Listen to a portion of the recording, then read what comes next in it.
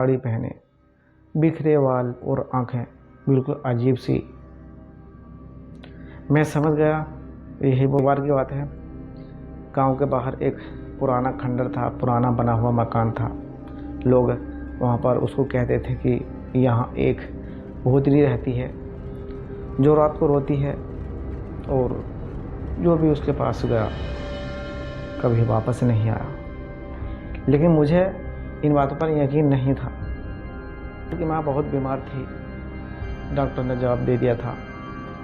घर में पैसे भी नहीं थे उसके, और कोई मदद करने वाला भी उसको नहीं आता।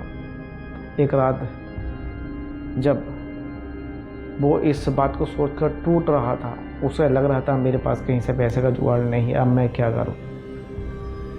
तो वो उसी खंडर की तरफ चला जाता है।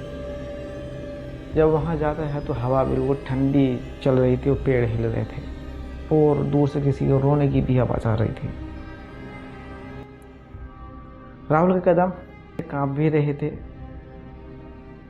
लेकिन उसके अपनी माँ के लिए आगे बढ़ना भी ज़रूरी था। अचानक उसके सामने एक औरत खड़ी होती है, सफ़ेद साड़ी पहने, बिखरे बाल और आंखें बिल्कुल अजीब सी। मैं समझ गया यही वो भूतनी हो सकती है। यहाँ क्यों आए हो? राहुल जो था वो रो पड़ा। उसने कहा मेरी माँ मरने वाली है, उसमें उसे बचाने के लिए यहाँ पर आया हूँ। कुछ देर तक वो मुझे देखती रही, फिर उसने अपना हाथ मेरे हाथ पर मेरे सिर पर रख दिया। अगले ही पल मैं बेहोश हो गया। सुबह जब मेरी आँख खुली, मैं अपने घर के बाहर था। मैं अंदर गया, उसकी माँ बिल्कुल ठीक ही थी, जैसे उसे कभी कुछ ही नहीं हुआ था।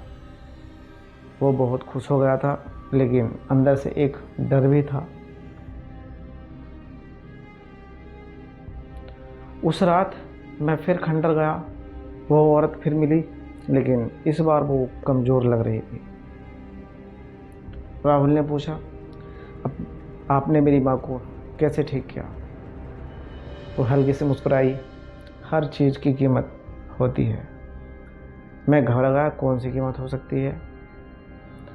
वो बोली, मेरी ताकत अब ख़त्म हो रही है और धीरे धीरे वो धुएं में गायब होने वाली है।